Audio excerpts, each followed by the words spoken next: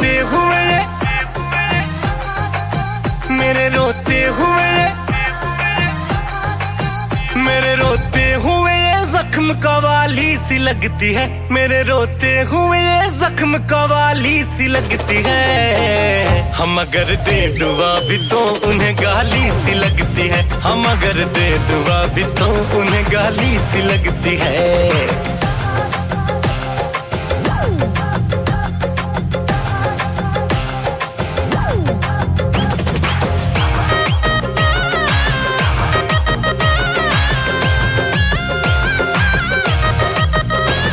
आते थे हमसे मिलने, आज मिलते भी नहीं, बाहर आती है जाती है फूल खिलते भी नहीं।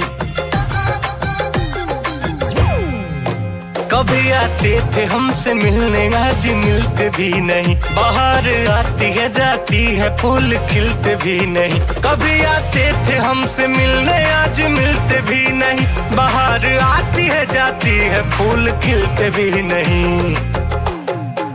जिंदा तो हूँ मगर ये, जिंदा तो हूँ मगर ये,